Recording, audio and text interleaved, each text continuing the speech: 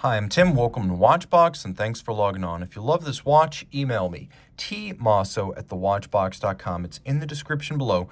Your purchase and pricing email question line for buying this or any watch you see on any Watchbox platform. Please reach out to me directly. Email tmosso@thewatchbox.com for pricing.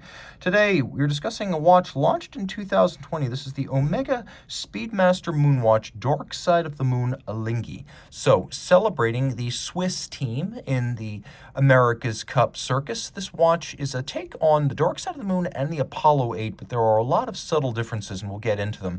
What is not different is the size of it. The watch uses a black ceramic case that is 44.25 millimeters in diameter, 14.1 millimeters thick, and from lug tip to lug tip, it is a 50 millimeter span across the wrist with a 21 millimeter spacing between the lugs.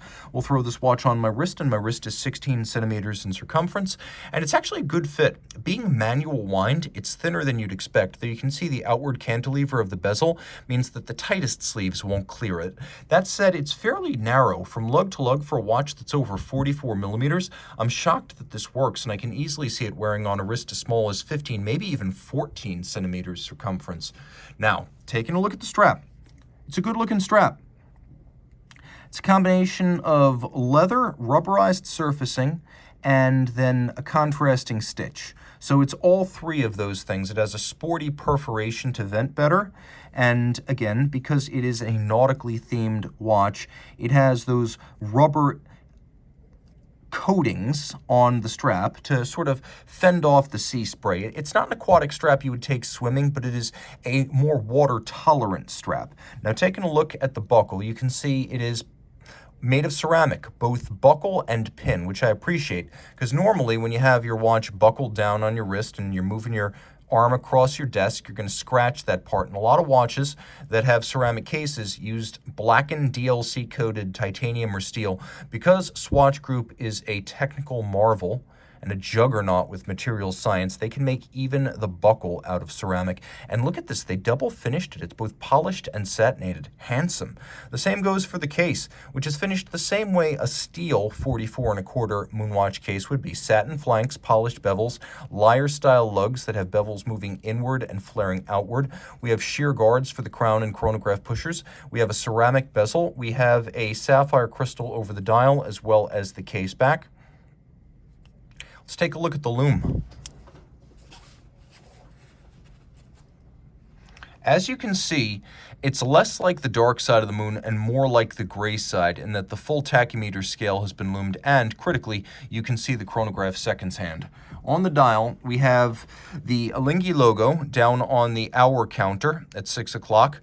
We have your constant seconds over at 9 o'clock, and then we have a minutes register over at 3, and that features calibration through the first 5 minutes of the hand's travel, which is the standardized time used to count down to the beginning of a match or a race within a regatta. And of course, the America's Cup, celebrating its 36th edition when this watch was being planned and released, is a long-standing tradition in which the world's finest professional sailors and high-tech boats vie for the most prestigious title in competitive sailing. Now, you can see outboard, we have the staggered hash mark characteristic of the late 60s, early 70s Speedmaster racing dials, and this is a racing watch. We also have large applique indices that sort of cantilever out over the center dial. The center dial has been evacuated, but rather than the lunar surface that we get on the Apollo 8, here we have a sort of carbon fiber cross-hatching that's been achieved by laser ablation, and of course modern America's Cup boats are made out of carbon fiber. We have hands and indices that have been blackened. We have a few splashes of red in the strap, the hands, the logo of Alinghi, and the track outboard for reading the minutes and seconds. You can also see that Speedmaster has been ghosted along with a applied Omega logo, and I want to be clear about what I mean by applied.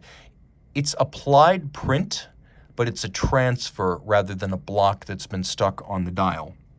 Taking a quick look at the case back, you can see that this is caliber 1865. It's based on the display Caseback Moonwatch caliber 1863, but again with that carbon fiber cross-hatching and then a sort of honeycomb design that underpins the whole thing. You can see it on the dial as well. Taking a look at the case back, you can see basically it is a mechanical match for an 1863, which means manual wind, 48-hour power reserve, a beat rate of 21,600 vibrations per hour.